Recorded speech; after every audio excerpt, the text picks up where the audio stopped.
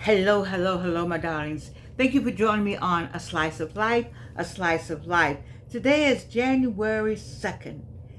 We've all gone 2 days now.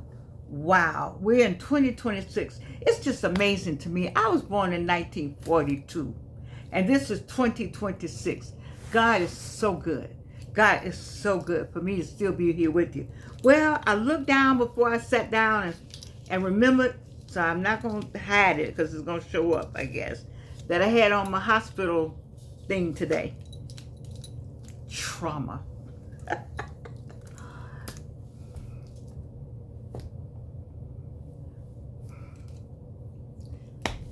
Anyway, let me tell you what I want to talk about today. It's a woman called the Elegant Stylist. I don't know if you know. Can you still be sexy at 60? Wait. I don't mind telling you that I did not want it. Wait a minute. I want to talk to you about the Elegant Stylist. This woman right here. I don't have any music playing, but I want to talk to you about her because I like her story. I like that she made a decision, like I made a decision, that this is what I'm going to do. I'm going to talk on YouTube. She decided at 60 that she was going to share her tips, her dressing tips. She talks about dating at 60, and she dresses so well. She has an accent. I didn't see where she was. I think she lives either in London, thereabouts, or in Paris. I should have figured that out before I came up here. But I like her. What I like about her is that she's 60 and said, I'm 60. And this is what I'm going to do. I'm going to have a show, and I'm going to show you what to wear and how to wear it and what to put on and how to glamorize it. And her style is just remarkable. She's called the Elegant Stylist. She wanted to be a model. Nobody selected her.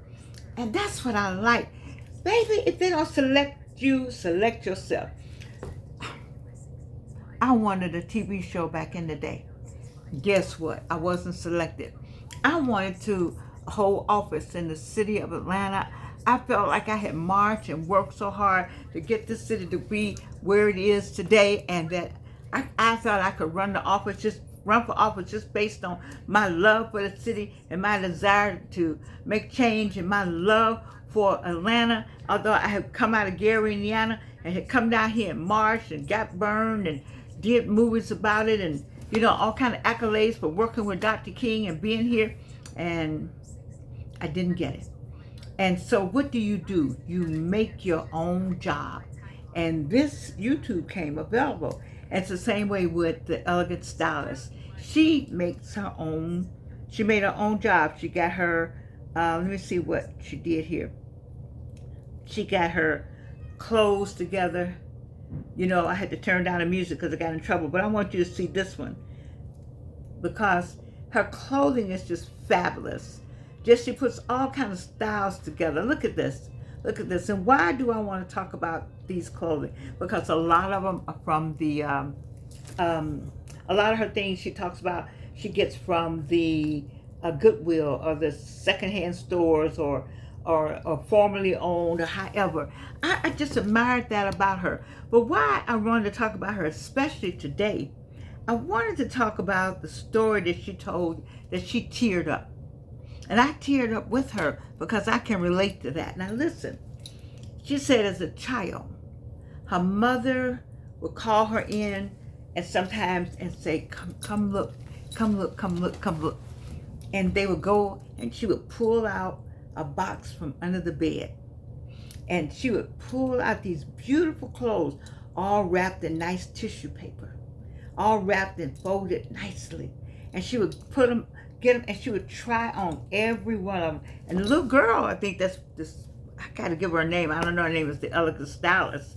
But she would just be marveling at the beautiful clothes, and then her mother would model for her and walk around and model the clothes, and the little girl would touch the clothes or look at the colors or look at them, and then her mom would take the clothes off and they would fold them up and put them back in the box.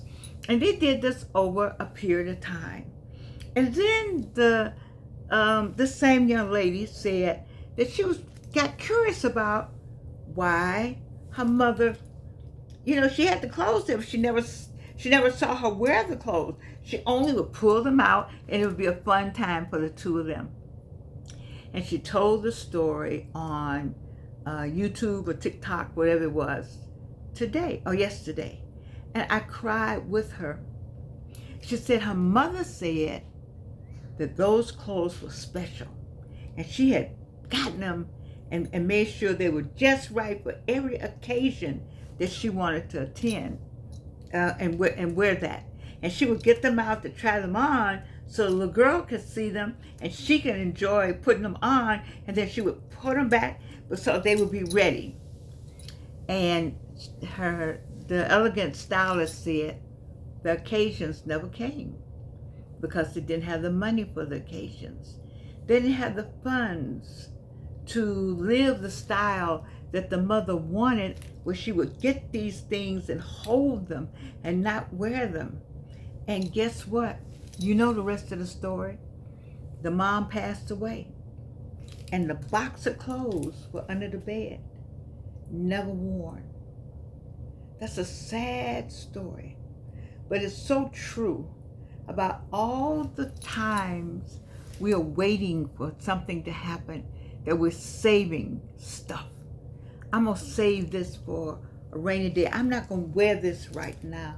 I'm not going to put this on. I'm going to get these dishes. I'm going to use these dishes when I get company. I'm going to have glassware for when I have a big party. I'm partly guilty of the flatware, glassware stuff. I am. But I want you to know that you need to use your stuff. I think I told you in one of the 1,000 videos ago that when my grandmother passed away, my mother's mother, and we went over to the house and was going through all the things my grandfather had said, come get some things, because he and my mother, I think, was estranged by that time.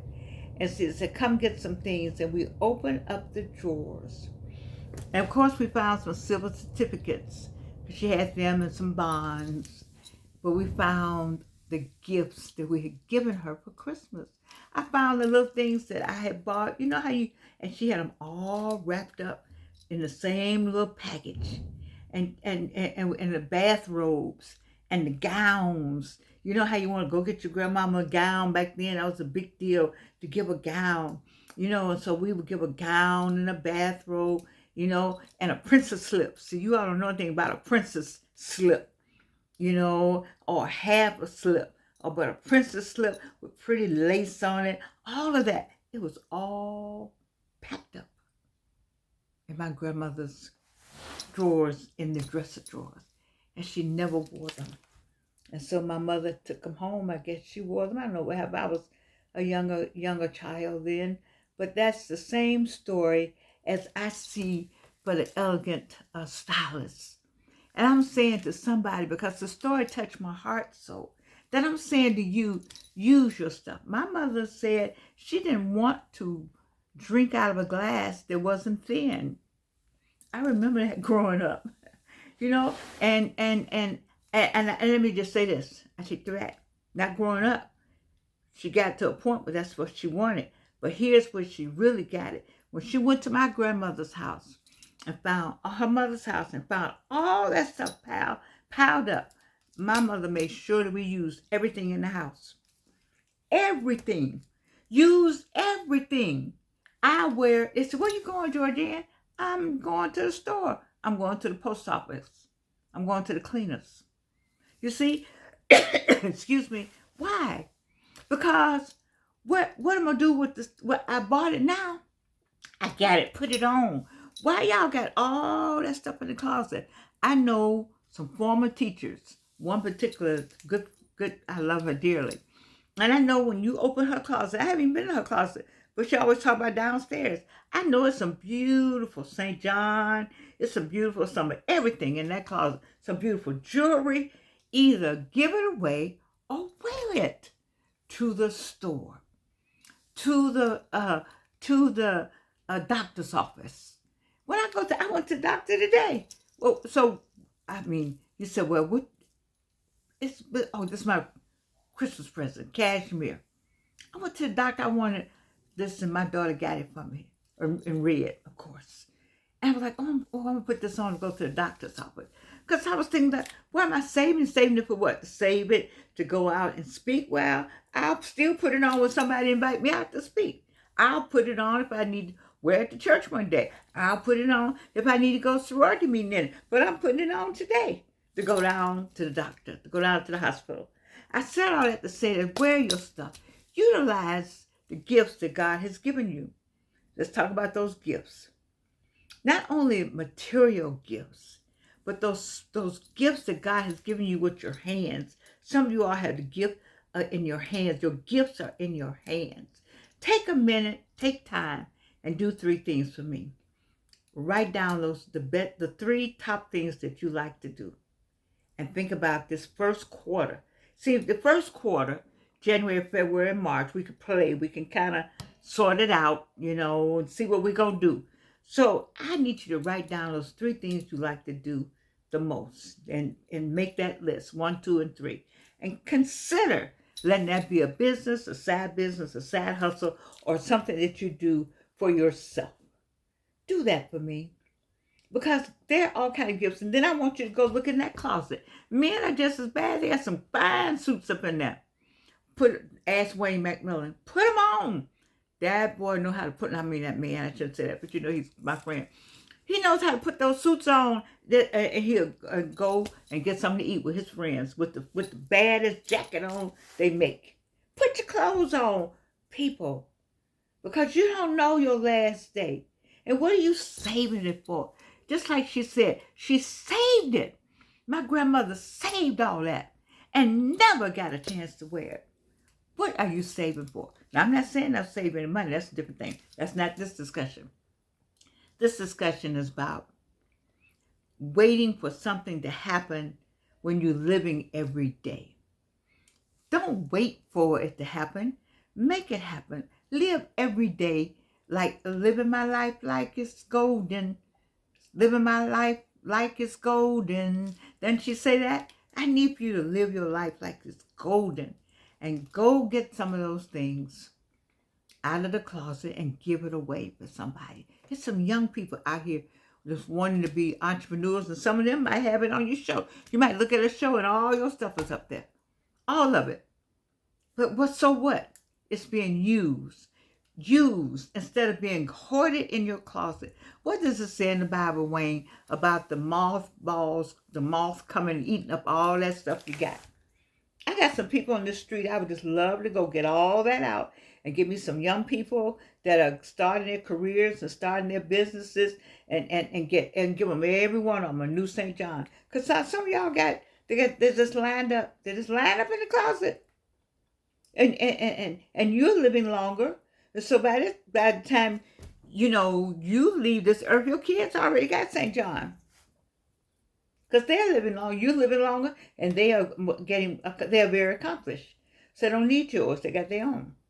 I'm saying enjoy every piece. When it's time for a plate, if that plate is a 24 karat gold plate, and you want to put some Popeyes on it, put some Popeyes on the 24 karat gold plate. Hell, it's your plate. It's 24 karat gold. Go ahead and enjoy it.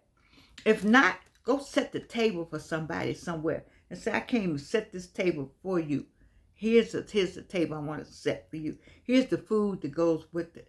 I would love to set the table. We do that at Big Bethel down there, and I should know that name of that place, where we bring in men who we clean up about 25 men that's been involved in drugs, and we do set a table.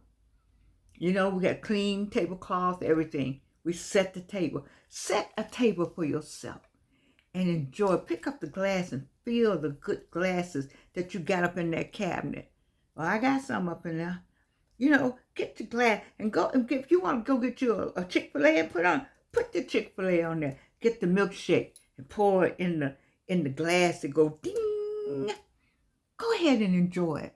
Enjoy it. And don't be like the elegant stylist mother or my grandmother and just have it sitting there waiting for the right time. And it never happens. I love you. And you can't do anything about it.